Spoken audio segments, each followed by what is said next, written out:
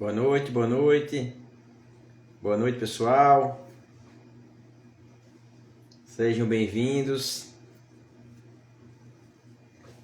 Vamos falar hoje sobre contratação direta, sobre planejamento da contratação direta.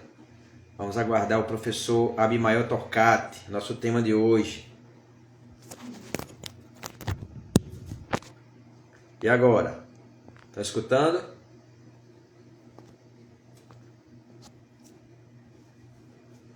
Está escutando, pessoal?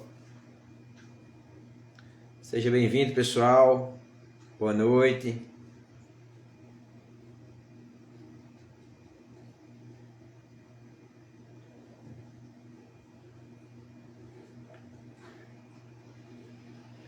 Só aguardando o professor Abimael para a gente começar o bate-papo.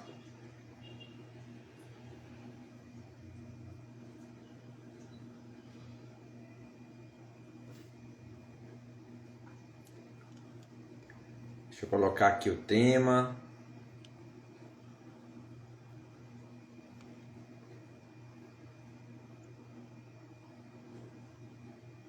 Vamos colocar aqui o tema.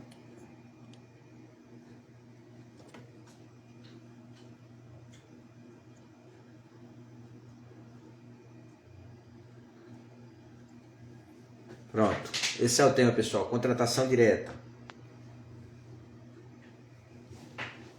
Boa noite, Carla. Boa noite, Kimura, Camila. Tudo bom, Camila? Jaime. Boa noite, Jaime.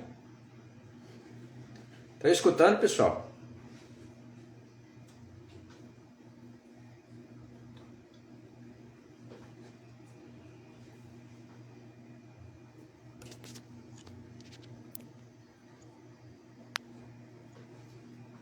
O pessoal Abimael deve estar chegando, deve estar entrando.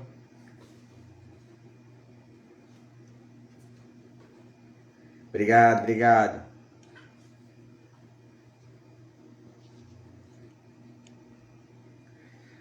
Vamos conversar hoje sobre contratação direta, planejamento, artigo 72. Deixa eu convidar o professor Abimael aqui.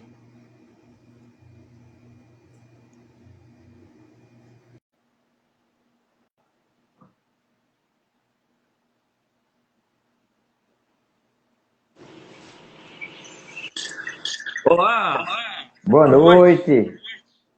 E aí, meu amigo? Rapaz, faz tempo que a gente não faz uma live, eu tava apanhando aqui para entrar, viu? Rapaz, é a mesma coisa. Eu entrei e o pessoal dizendo que eu tava sem som aqui. Faz tempo que eu não participo, eu tava aqui apanhando para entrar. Eu falei, rapaz. Também, deixa eu organizar até a câmera aqui, ó. O pessoal tá entrando aí, vários amigos aí, ó. Tereza Campelo, minha amiga Tereza Campelo. Show! Eu vou fazer um ajuste rapidinho aqui, então se eu desaparecer eu volto, viu? Só um minuto aqui. Faça aí. O cara quer ficar mais bonito na live, tá vendo? Acontece isso, tem que fazer os ajustes. Ver se ele volta aí.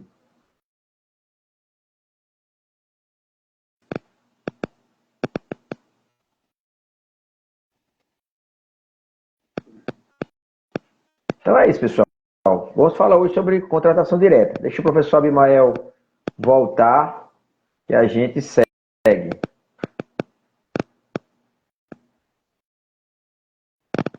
Deixa eu ver se eu tô aqui, se eu não tô aqui. Voltei? Opa, Né? voltou.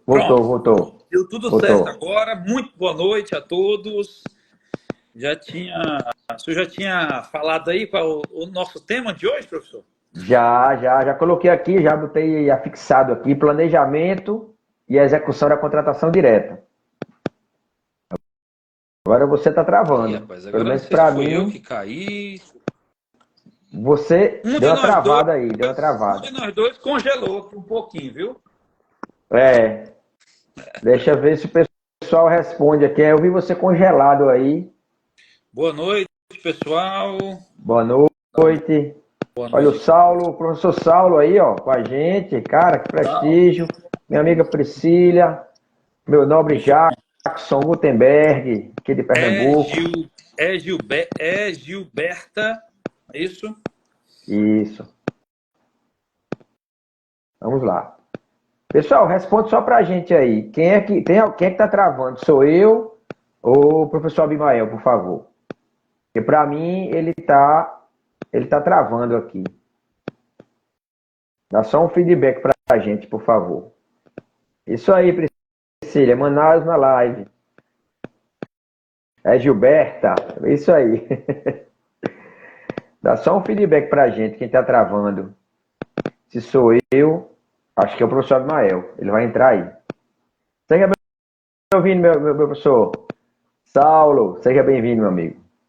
Professor Abimael, né? Pronto. Então deixa ele voltar que a gente começa aí. Obrigado. O tema de hoje é quente, né? Contratação direta, carro-chefe das contratações aí da administração pública, com a Lei 14.133.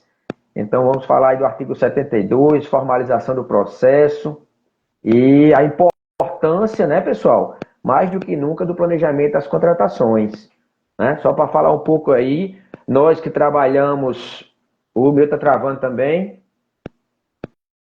a Priscila falou que o meu está travando.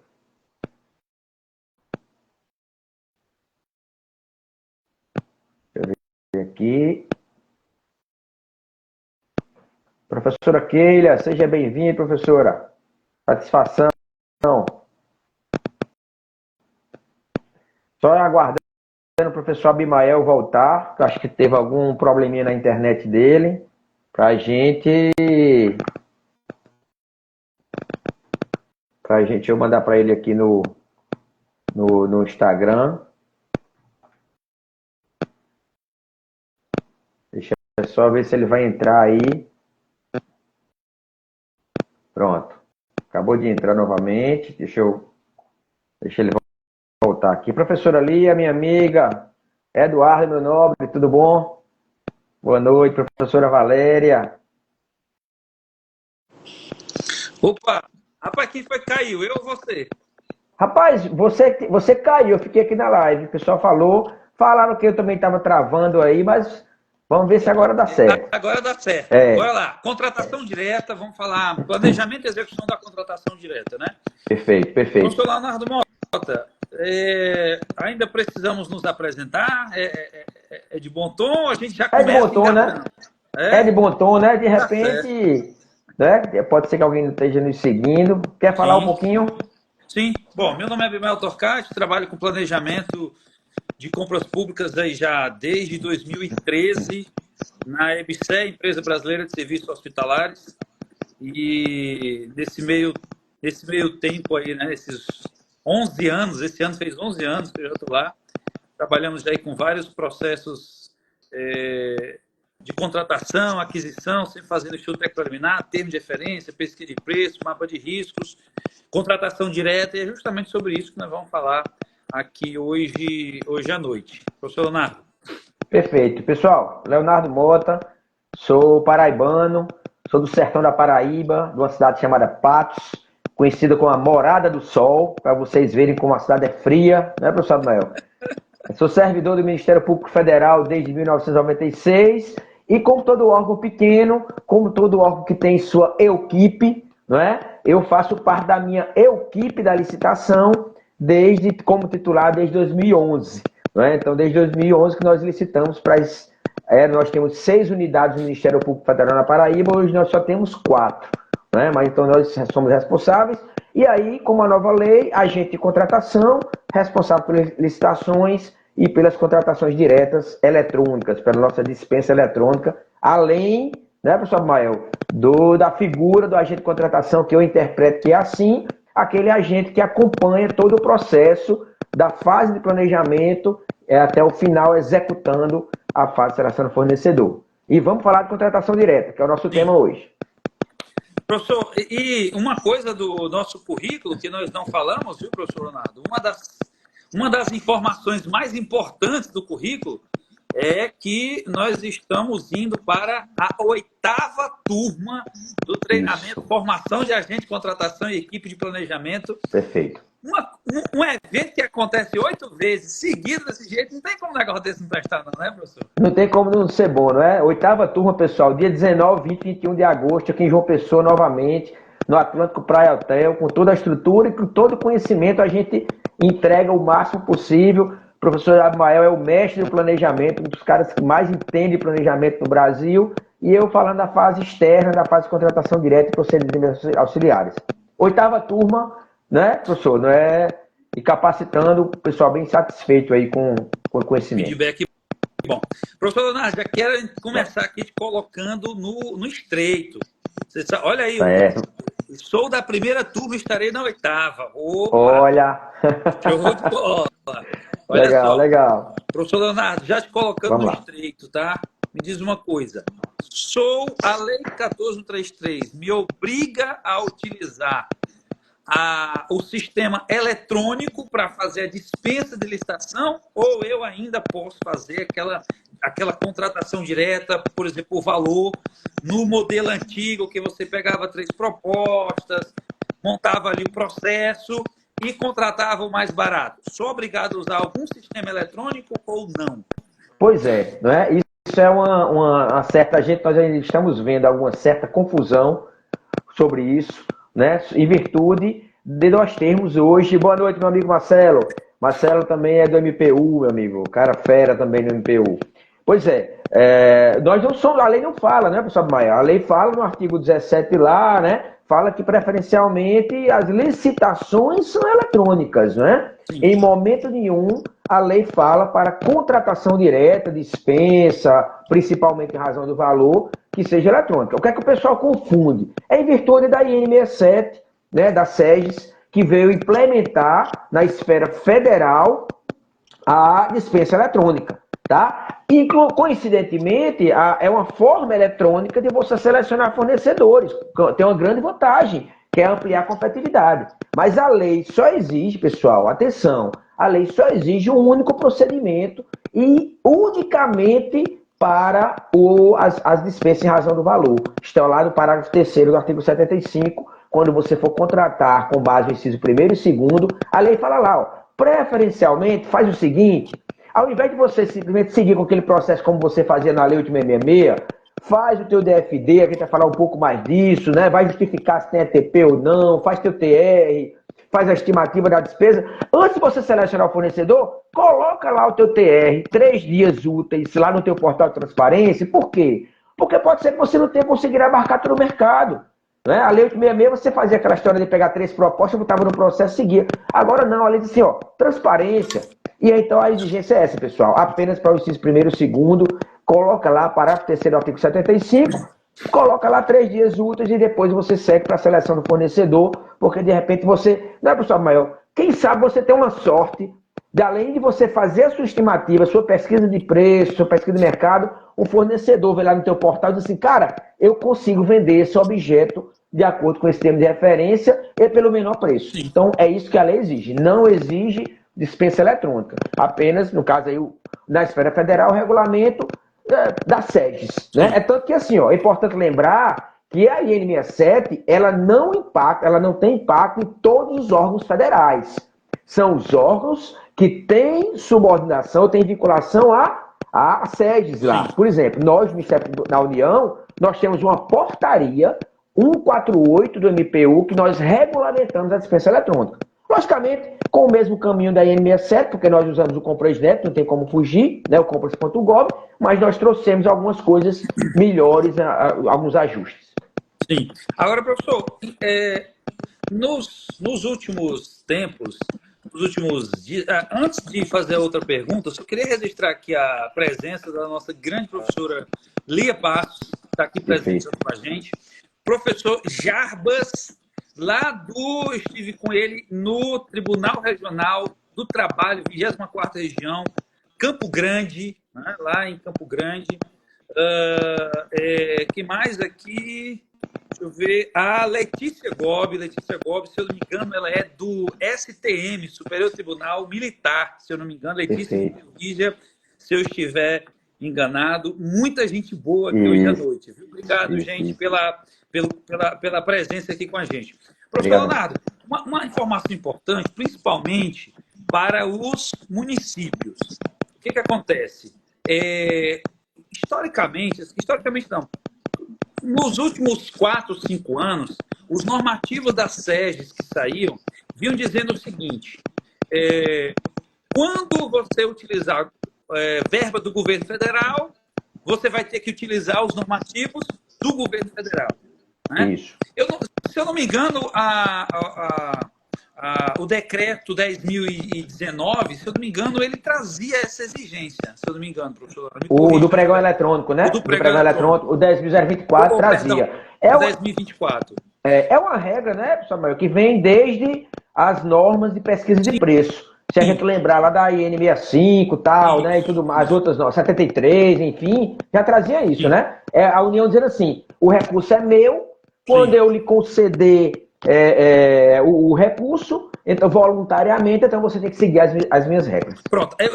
Por que eu trouxe isso à tona? Porque o decreto que regulamentou a dispensa eletrônica, então, quando o município recebe um dinheiro então, do governo federal, ele é obrigado, porque veja só, houve uma mudança recente em algumas normas da SEGES, retirando a exigência de utilização de alguns normativos da SEGES, mesmo quando fosse dinheiro federal. Houve essa mudança de posicionamento lá nos últimos normativos.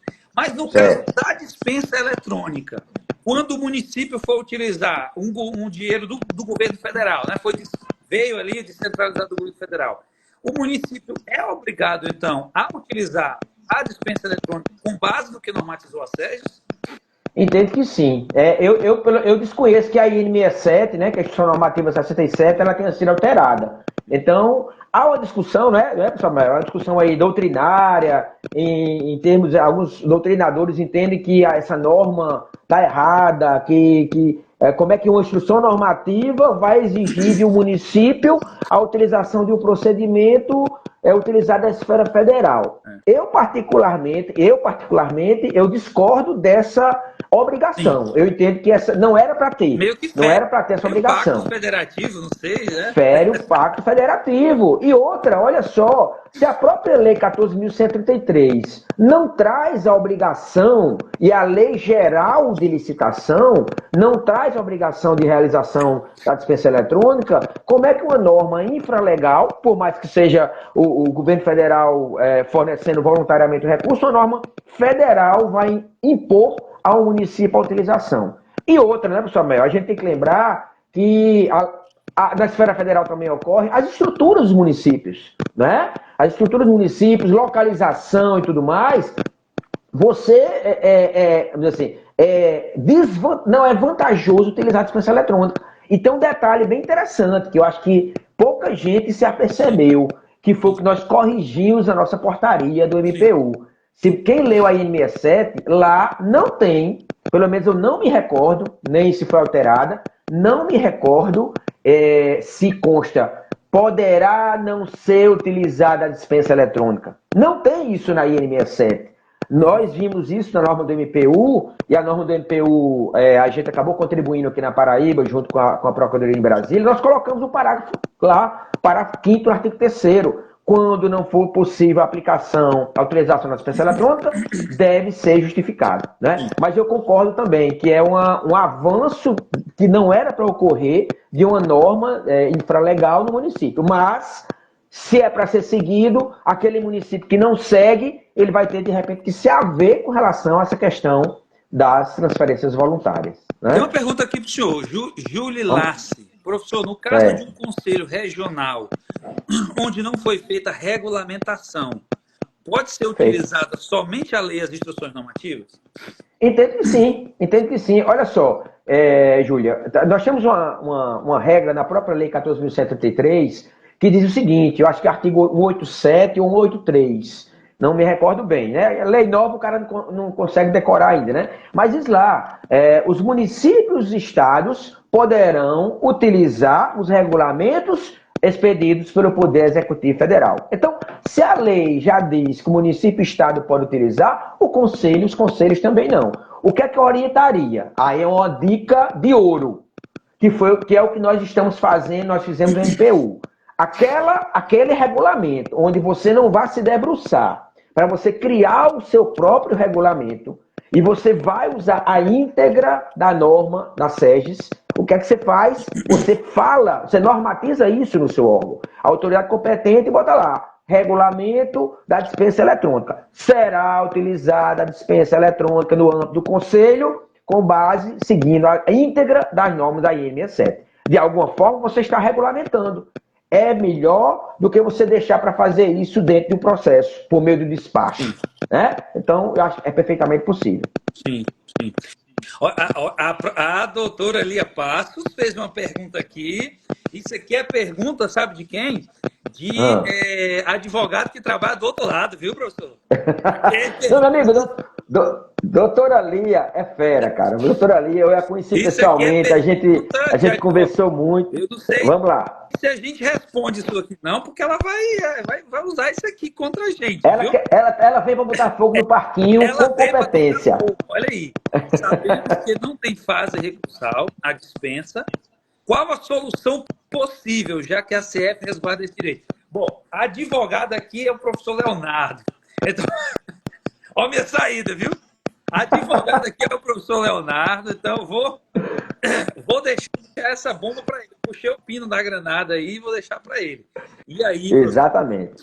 Meu amigo, é o seguinte, concordo com a professora, né? É um direito de petição, não é? A gente tem o direito de petição e professora Lia e demais colegas que estão aqui. Não estranhem e não deixem de observar o que vocês recebem em termos de, olha só, professora Lia, né? Acho que ela concorda comigo, os colegas também, não apenas fazem recursal, mas olha só, olha a seguinte situação, professor Mael, eu estou fazendo aquela minha pequena dispensa sem ser eletrônica. Instruí meu processo por DFD, justifiquei no TETP, elaborei o meu TR e vou divulgar lá no prazo de 3 dias úteis. Fiz a minha pesquisa de preço, vou divulgar lá no prazo de 3 dias úteis no meu portal. Aí um fornecedor olha para o meu TR e diz assim, ó, cara, ele está aqui querendo contratar um serviço de engenharia no valor de R$90 mil e está exigindo aqui um atestado de capacidade técnica que não tem nada a ver com esse objeto.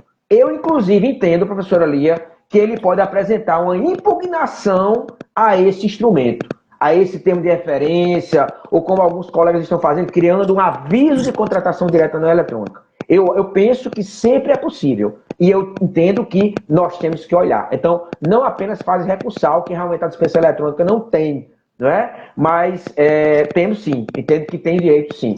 E aí eu vou falar um depoimento. Eu já recebi em uma dispensa eletrônica nossa, professor Mael, de aquisição de material de informática, após eu ter concluído a dispensa eletrônica no Compresnet, que você não tem fase recursal, né? Como a professora Lia bem lembrou, você não tem fase recursal.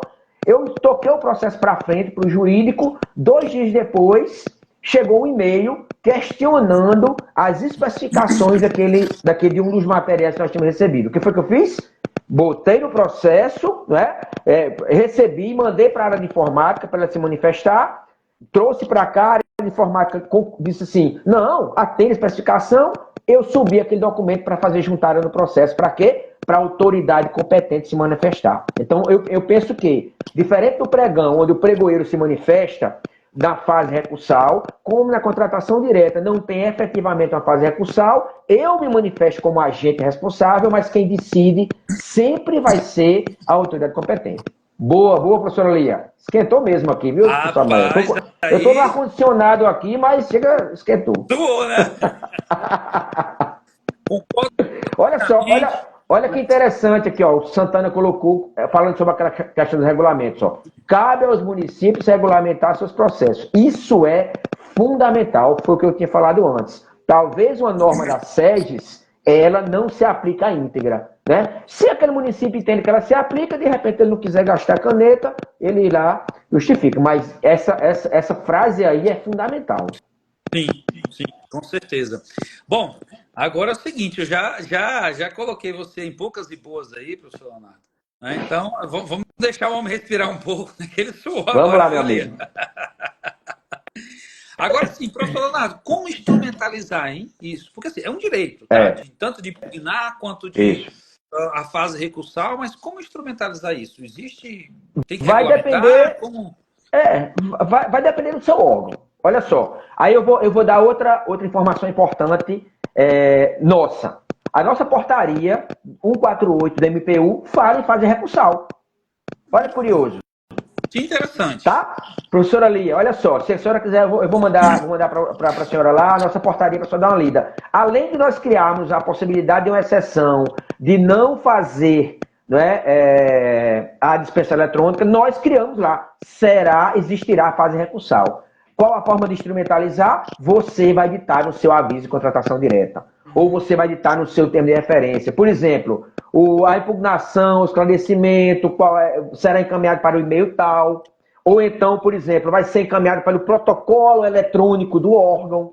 Então, você vai ditar como vai ser, como qualquer informação, né? Geralmente, todo termo de referência tem lá a informação, né? Dizendo por meio de qual meio você entra em contato com o pregoeiro, com a agente de contratação, né, com o setor. Então, vai ser o mesmo caminho. Deixa a regra clara isso aí, tá? Ok.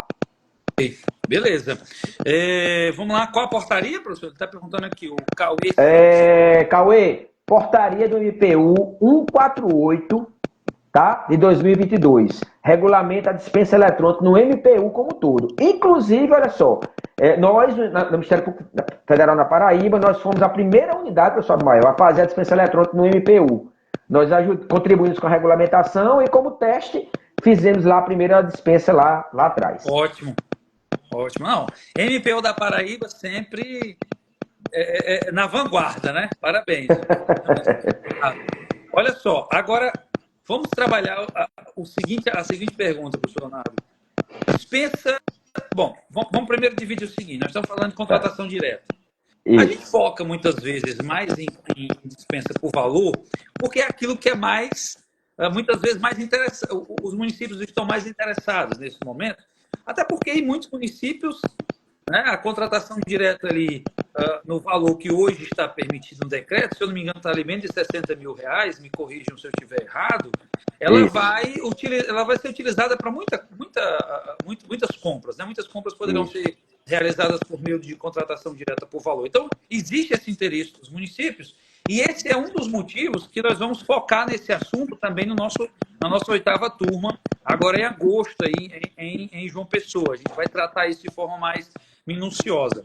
Mas contratação direta não é apenas dispensa por valor, né? Então, nem só de dispensa por valor se faz contratação direta. Nós temos aí a emergencialidade, nós temos também as inexigibilidades.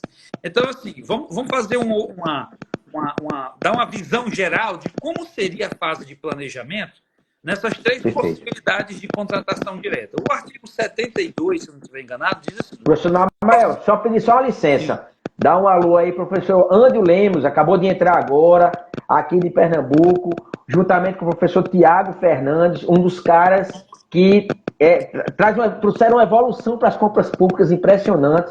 Foram coordenadores técnicos do Congresso agora Nordeste, né, de contratações públicas em Maceió, que nós tivemos a oportunidade. Professor André, prazer, viu, em você estar aqui e uma honra. Vamos lá, professor Mael. Beleza, então vamos lá. Contratação direta. O que seria a fase, então, de planejamento? Artigo 72, se eu não estiver enganado, diz o seguinte: o processo de contratação direta será instruído com documento de formalização da demanda. Então, aqui a gente sabe que toda contratação direta terá um documento de formalização da demanda. O que se discute é se é o mesmo do DFD, do PCA, ou se é outro DFD. Isso aqui não é uma discussão, mas que tem um DFD, tem. E aí eu tenho uma vírgula e aí o termo. E se for o caso, outra vírgula e continua. Estudo técnico preliminar, termos de referência, né? Análise de risco. Bom, a IN 81 de 2022, que regulamentou o termo de referência digital na administração pública federal direta, diz que toda contratação direta tem um termo de referência. Então, apesar de a lei colocar o TR depois desse texto, e se for o caso, tá na contratação direta no governo federal, na administração pública federal direta, regulamentado pela IN 81 de 2022, não tem dúvida, tem que fazer termo de referência. Tá? Perfeito. Agora, estudo técnico preliminar, análise de riscos, né? Quando se fala de pesquisa de preços, também não tem o que se falar, porque o normativo de pesquisa de preços diz, olha, quando for fazer uma contratação direta, se for possível fazer de acordo com o artigo 23, No caso da IN 65, com base no artigo 5, faz. Se não, se for uma inexigibilidade, diz lá qual é o rito. Né? Então, pesquisa de preço o quê? Termo de referência o quê? Estudo técnico preliminar. Na fase de planejamento, né, da contratação direta, estudo técnico preliminar, faz ou não faz? E aí eu divido da seguinte forma. Se a contratação direta é uma emergencialidade, eu acho que não há que se falar em estudo técnico preliminar, pela sua própria, né, pela sua própria natureza de emergencialidade. Meu amigo, a ponte caiu, né, a enchente veio, alagou tudo, o telhado caiu, dá para a gente ver aí qual é a opção mais vantajosa, não. Na verdade, a maior vantajosidade está em resolver logo e resguardar a vida e o patrimônio, né? Vida e o patrimônio público. Então, não há que se falar ali de técnico preliminar. Mas, em uma contratação direta, uma dispensa por valor, né? Teríamos que fazer um estudo técnico preliminar ou não? E aí eu vou trazer aqui minha opinião, tá? Então, vamos lá. Qual é a principal informação, né? O principal quesito que eu tenho que prestar atenção aqui nesse momento? É uma contratação direta, né? O valor ali não é tão elevado, mas digamos que essa contratação direta seja para comprar a merenda escolar de uma creche dentro de uma comunidade carente, em que uma das refeições do dia daquelas crianças é a merenda escolar. E aqui no Ceará, eu moro aqui na região metropolitana de Fortaleza, aqui no Cearense, quando eu era pequeno, eu ia para a escola, era para comer, né? Não era para estudar, não. No dia que faltava merenda, ele dizia, não tem aula hoje, mas não tem aula porque não tem professor, não tem merenda. Então, veja só, você fez ali a conta, viu que o valor da contratação direta naquele momento dá para comprar merenda escolar do ano inteiro, não vai ter fracionamento de despesa, já passou pelo jurídico, beleza, tudo ok. Vamos fazer uma contratação direta. E aí, né? Você faria ou não o estudo técnico preliminar nesse caso? Rapaz, eu faria. Sabe por quê, professor? Porque, veja só, se essa merenda escolar faltar para esses meninos, é possível que roda a cabeça de secretário de educação, diretor de escola, porque traz um risco, né? Não só um risco, digamos assim, de imagem para a organização, para a instituição, como impacta diretamente no atendimento ao público, como tem um risco, né, aí legal, porque é um direito constitucional a educação de qualidade. Então, veja só, se eu estou falando em comprar lápis, papel, caneta, né, eu não vou gastar muita energia com isso. Então, aqui, de repente, ou justificar não fazer o estudo técnico preliminar, porque eu entendo que se você não fizer, tem que ser justificado mesmo na contratação direta, você tem que, fundamental, não vou fazer por esse motivo, isso não é necessário. Né? É por isso que traz, se for o caso. Se for o alguém vai ter que escrever no processo por que não é o caso. Não é simplesmente não ter. Né? E aí, nesse caso, poxa, papel, caneta, grampo, sabe? 10, 15 mil tá pro ano inteiro, aquele órgão pequeno. Eu não faria o ETP, no máximo faria o ETP simplificado com os itens que são obrigatórios. Tá? Agora, no caso da merenda escolar, eu faria o ETP e faria bem feito esse ETP, viu, professor? Eu acho bem interessante exatamente essa sua interpretação, né, professor? Eu concordo que é exatamente a análise do objeto, né, a necessidade e o objeto, porque se a gente for lá na IN 58, né, que traz lá as possibilidades de dispensa, né?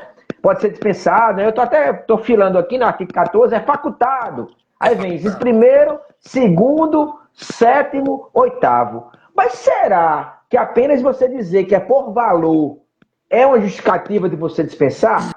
Né? Até pelo seguinte, olha só. Quando você vai fazer uma dispensa em razão do valor, tá? O que é que acontece? Você tem que analisar aquela regra do parágrafo 1º do artigo 75, que analisa a aferição da despesa do ano.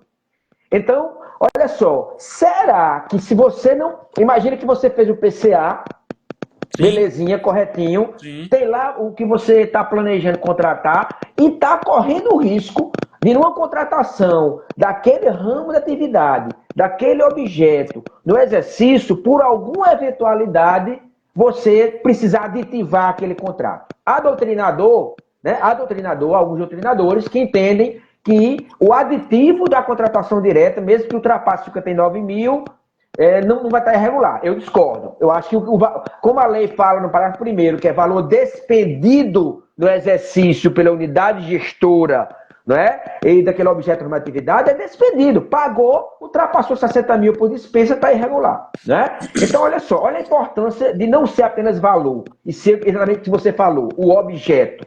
Possa ser que o objeto que gira em torno de 50 mil ali, que você diz, não vou fazer ATP, não. Tá dentro do valor da dispensa? Vamos fazer uma dispensa? E aí, 3 meses depois, você precisa gastar um pouco mais, e ao invés de você ter feito uma licitação, ter de repente utilizar o sistema de registro de preço para ter uma ata, você tivesse uma solução melhor, inclusive em termos de economia de escala. Então, eu concordo contigo. Não é simplesmente valor, não é? Sim. Por isso que eu entendo que quando a lei fala assim, se for o caso, mesmo que tenha uma norma que faculte, alguém tem que escrever e alguém tem que trazer uma justificativa para isso aí.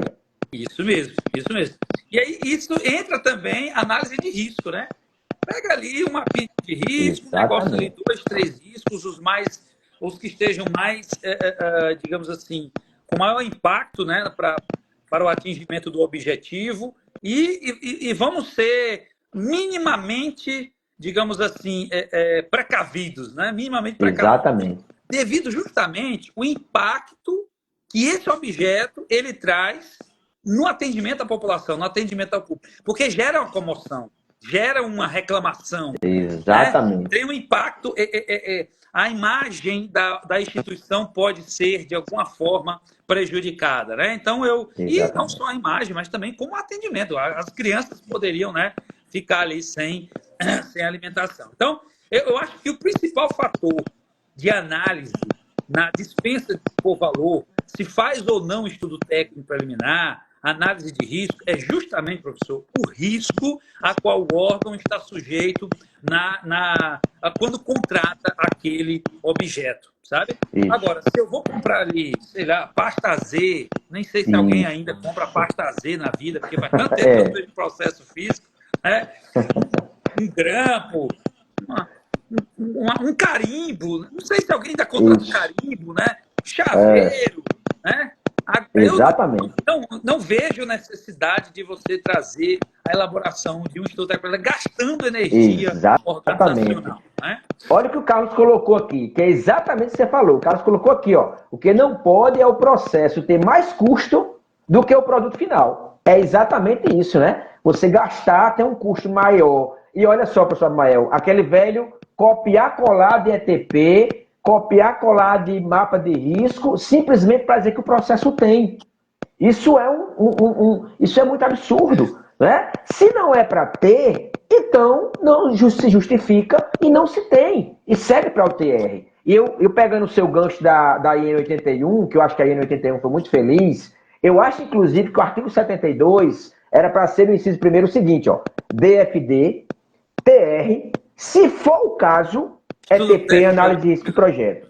Porque eu não consigo imaginar uma contratação mais básica que seja sem o DFD e sem o TR, sem o termo de referência para nortear. Principalmente porque se nós formos lá no artigo 95, que permite você dispensar o termo de contrato, né? Substituir por termo de referência, por ordem de fornecimento de serviço, lá nós temos possibilidade de você não ter o termo de contrato.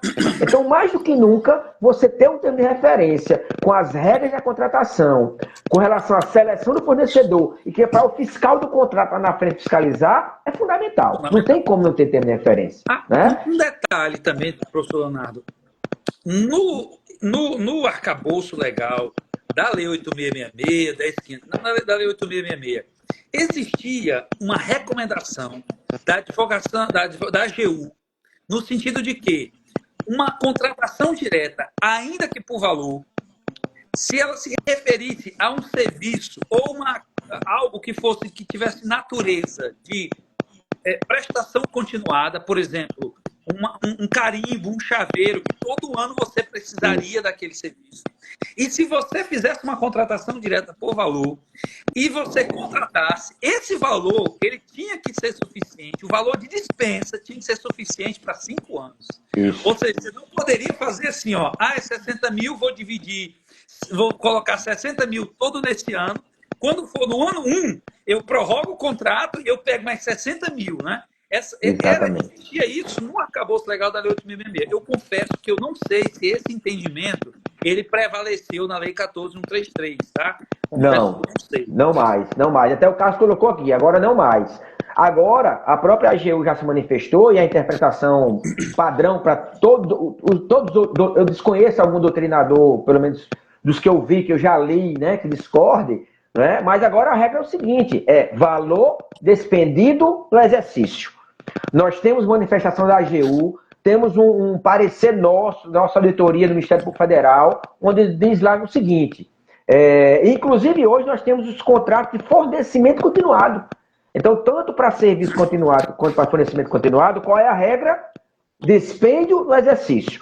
Parágrafo 1º do artigo 75. Despendeu no exercício dentro do limite da dispensa, você pode ter um contrato aí de 5 anos prorrogável até 10. Mas aí, voltando ao planejamento, ao estudo técnico preliminar, olha a importância do ETP. Será que, de repente, esse contrato daqui a 2, 3 anos não haverá necessidade de ter um aditivo? E será que com esse aditivo não vai ultrapassar o limite da dispensa? Por isso que é tudo casado. Não é? Não é simplesmente valor. É todo um planejamento de futuro. Você tem que pensar para o futuro também. Se de repente, olha, eu vou contratar isso aqui, está dando aqui 40 mil, mas eu estou prevendo abrir uma nova unidade do órgão, uma nova secretaria, que de repente eu vou ter que aditivar o contrato daqui a 1 ano. E esse aditivo vai ultrapassar o limite da dispensa. Então, por segurança, vamos fazer o pregão, não é? Por mais que seja baixo. Então tem tudo isso, tá? Mas assim, essa ideia, esse raciocínio, inclusive, acho que foi 2022, a SEGES, com essa ideia da utilização da contratação direta, a SEGES pediu até um comunicado, dizendo assim, quando for possível, utilize a dispensa em detrimento do pregão, né? Mas não é uma fórmula matemática, é planejamento, né? Sim, planejamento. Isso mesmo. Isso. Bom, gente, estudo técnico preliminar, então, para dispensa por valor, a gente, né, já falou. Agora, vamos lá. Estudo técnico preliminar para inexigibilidade. Aqui é um ponto que é mais, digamos assim, gera mais discussões acaloradas, né? E aí, quanto mais velho você vai ficando, menos você vai ficando assim um pouco mais comedido na hora de generalizar as coisas. Mas eu vou generalizar aqui nesse momento. Pode ser que eu esteja cometendo um erro, mas estou com o mestre aqui, professor Leonardo, e aí qualquer coisa ele me corrige. O professor Felipe Ansaloni. Muito boa noite, professor. Seja bem-vindo. Boa noite, professor. Satisfação. Então vamos lá. Eu entendo que toda inexigibilidade ela nasce de um estudo técnico preliminar. Concordo. Exceto, por exemplo, raras exceções, como por exemplo, se eu vou contratar energia, já ia dizer uma coisa, mas falei besteira, porque hoje tem o mercado secundário de venda de energia. Né? Isso. Tem o mercado secundário, mas sei lá, água, eu só tenho a CAGES no estado do Ceará.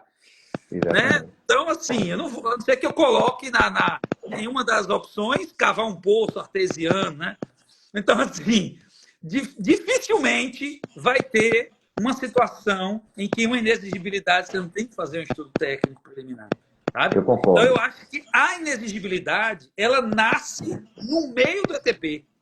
Você foi requisitos, fez a pesquisa de mercado, quantitativos, começou a melhorar a sua pesquisa, você começou a perceber, rapaz, isso aqui não tem outro fornecedor ou outro produto.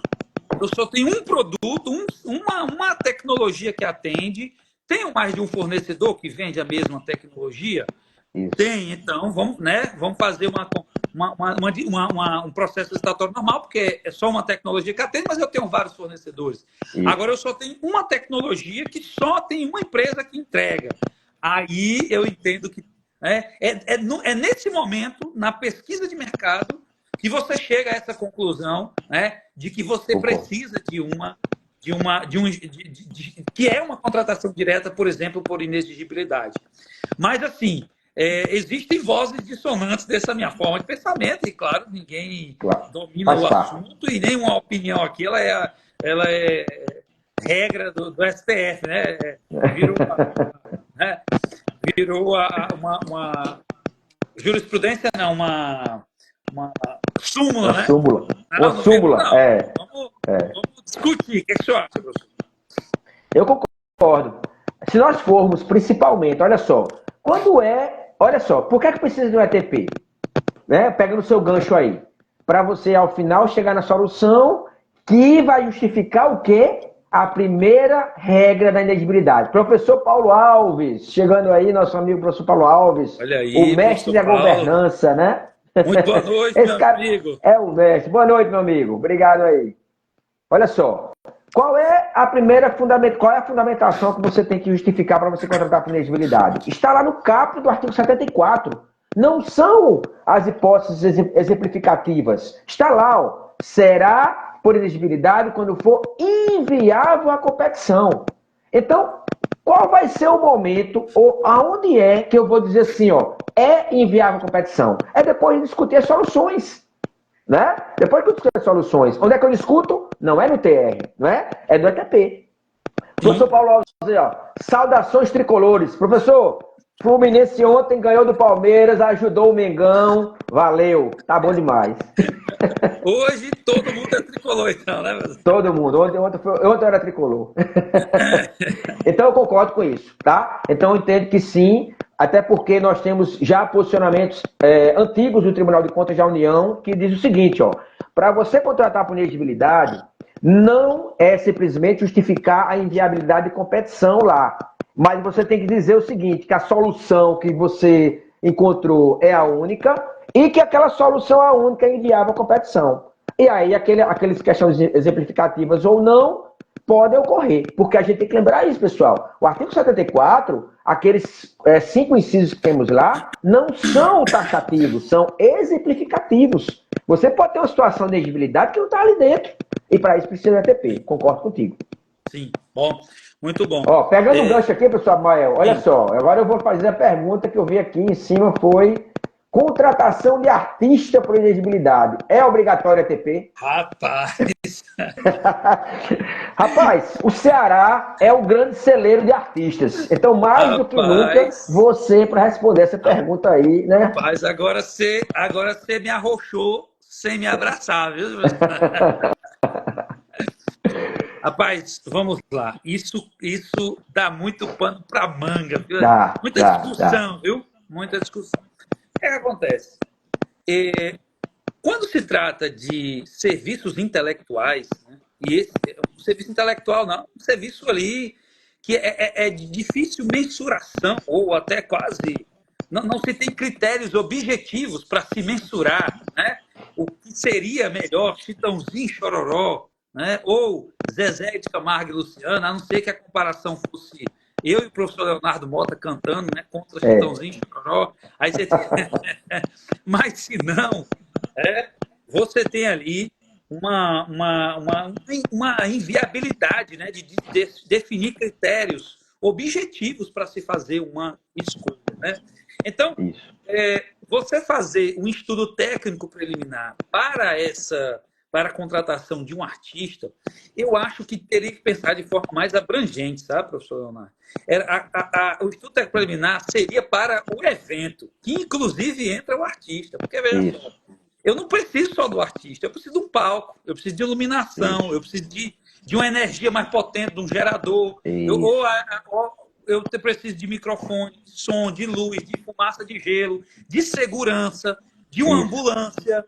Então, eu acho que, sim, tem que se fazer um estudo técnico preliminar, mas, inclusive, levando em consideração não apenas a contratação do artista. E olha só, eu entendo que é preciso ter uma justificativa para a contratação daquele artista ali. Assim como você contrata um professor e você justifica a contratação dele por inexigibilidade. Ó, por que é que está sendo feita essa contratação aqui? Essa contratação. Esse professor tem um domínio técnico da matéria demonstrado por meio da quantidade de publicações, por meio da quantidade de eventos que ele já participou, a quantidade de atestados de capacidade técnica já emitidos no nome dele, né? Você digita ali, hoje no PNCP, meu amigo, digita o nome ali, você faz pesquisa no PNCP rapidamente, principalmente agora com com a API de dados abertos do PNCP, que é uma mão na roda para fazer pesquisas.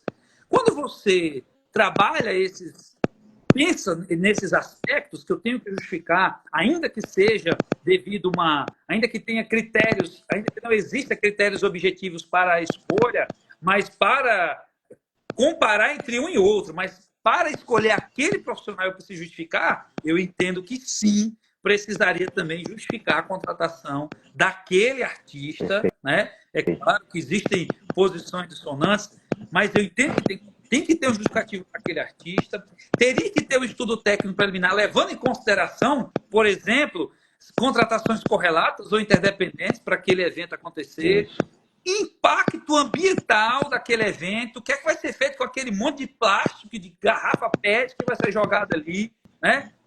Se tem um impacto socioambiental, por quê? Aquela festa ali vai atrapalhar um monte de gente dormir, né? Onde é o ambiente. Então, veja só, eu entendo que sim, que tem sim que fazer um estudo técnico preliminar para contratar artista, levando em consideração, inclusive, não somente o artista, mas toda a estrutura para que aquele evento ocorra, para não acontecer, por exemplo, em eventos que o palco desabou, né? E gente se feriu. Né? E até, né, pessoal, Mael, até o seguinte, ó, tem um detalhe que o pessoal às vezes esquece, que eu sempre falo em curso. Quem está aqui, quem vai estar no curso da gente, é o Cauê. Já decorei até o nome dele. Eu vi que ele, acho que ele está no órgão aí que está pedindo a inscrição aqui, vai ver quem é o professor. Não é isso, Cauê? Acho que o Cauê pediu a proposta aqui já para o pessoal que tinha falado o nome dele aqui. Olha só. Já eu pego tua pergunta aqui, tá, Cauê? Mas pegando o gancho, olha só. Contratação de artista, o pessoal vincula muito a inexigibilidade, aquela questão do inciso do artista. Mas tem um detalhe que vai entrar no ETP. O artista, ele tem que ser reconhecido pela mídia especializada ou opinião pública. Será que o ETP não tem que trazer essa discussão? Tem que trazer. Imagina Como é que pessoal, vamos dizer, ó, imagina o seguinte, ó. Imagina que o Carlos Santana aí, ele é um forrozeiro de mão cheia, conhecido pela mídia especializada. Toca uma sanfona boa. Toca uma sanfona boa, igual o Santana mesmo, o forrozeiro Santana. E aí ele é conhecido pela mídia, eu vou contratar ele para a minha festa de São João lá do meu município.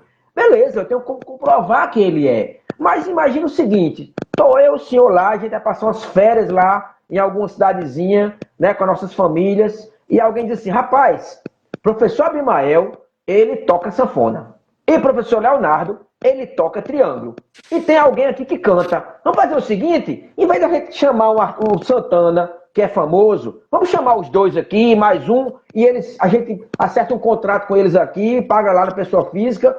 Será que isso aí vai estar fundamentado com base em elegibilidade de licitação no inciso que trata de artista reconhecido pela mídia especializada? Ou será que vai ter que ser feita uma dispensa de licitação? Olha o ETP entrando. Meu amigo. Não é? Então, assim, pessoal, a coisa não é tão simples. Não é né? tão simples, não. O que eu tenho dado de dica. Olha a dica, não sei se alguém que está aqui já no curso da gente, quem já esteve no meu curso já escutou isso. Credenciamento para artista que não é famoso.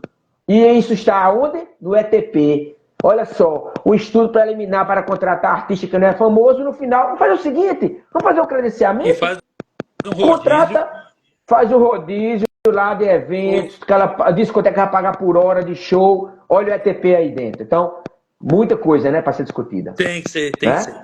Gente, estamos chegando ao fim, né, da nossa live. Passa rápido demais, né? Mas eu queria mais uma vez falar e aproveitar para falar da nossa 8ª turma, agora em João Pessoa. O primeiro lote está quase no fim já, graças a Deus, o primeiro lote quase no fim. Isso. E aí, o segundo lote ele fica mais caro, tá? Então, nós estaremos lá em João Pessoa 19, 20 e 21, se eu não me engano. É isso, professor? Isso. 8ª turma no Hotel Atlântico.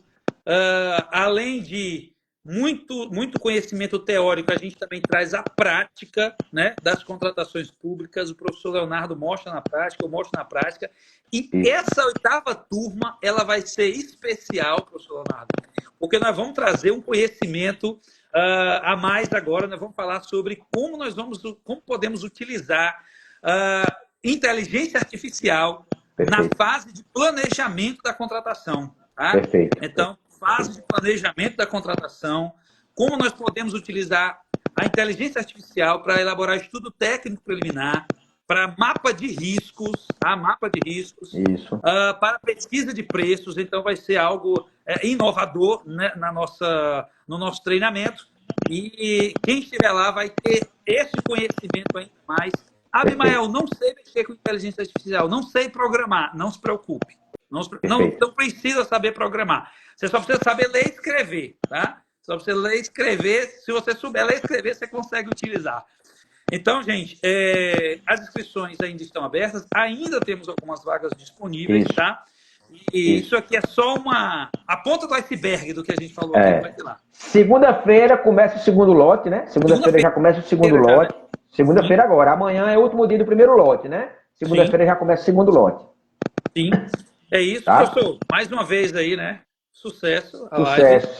Isso aí. Sim. Deixa eu pegar só o gancho. Eu fiquei de responder o Cauê. Ele perguntou aqui, ó. Nesse caso, caberia a dispensa do ETP para a contratação de empresa para ministrar curso de formação? Provavelmente ele está querendo ver a nossa contratação, né? Gostei da pergunta dele, que eu vi aqui. Eu preciso fazer o ETP? Cauê, olha só. Se a partir do momento que você vai contratar o nosso curso, provavelmente vai ser por inegibilidade. Está lá o acervo da empresa, vai estar lá o nosso acervo, né, comprovação de preço e tudo mais. Será que não é interessante você ter um ETP dentro do seu processo? Para você ver, demonstrar as soluções possíveis que de repente vocês pesquisaram e já ao final você dizer, olha só, sim, o curso de formação do agente de contratação, que está na 8ª turma, já capacitou mais de 340 colegas do ano passado para cá, quer dizer, não é, professor Mael? 8 turmas em 2 anos apenas, não é? Será que... Aí vem nosso Instagram, a professora Lia bem trouxe aqui, ó. Eu posso usar o Spotify? Entendo que sim. Instagram, rede social, página, para comprovar que nós temos uma tal especialização, né, que está contratando, por que não ETP, nem que seja com aqueles itens básicos lá? Entendo que é salutar, é uma boa construção. Depende de onde o pessoal mora, como é que eles vão chegar de uma pessoa, onde é que eles vão ficar. Exatamente, né? Perfeito. Em consideração. Perfeito, é isso? Perfeito. É isso aí. E aí, pessoal, então, Samuel, mais uma vez... Show de bola, brigadão aí pelo bate-papo, a gente já é amigo de longas datas. Pessoal, mais uma vez, muito obrigado pela presença, vários amigos aqui na live, obrigado pelas contribuições, Carlos, obrigado pelas contribuições, professora Lia também, os colegas que perguntaram aí, né? E vai estar salvo, né? Aqui vai estar o vídeo salvo, quem de repente chegou depois ou precisou sair mais cedo, vai estar disponível, tá bom? E a gente está aí à disposição. Eu já coloquei agora, já às 7 horas, a resposta à enquete dominical de domingo passado. Teve um colega que foi lá no Instagram e disse, professor, cadê a resposta da enquete dominical? Aí eu disse, vou colocar. Aí coloquei lá também. E é isso aí, meu amigo. Muito obrigadão aí. Valeu. Até pessoal, mais, gente. Obrigadão. Obrigado, professor Leonardo. Obrigado, Letícia, doutora Lia, Santana, galera que toda aqui, Keila, professor Paulo. Obrigado, gente. Até mais. Tchau, pessoal.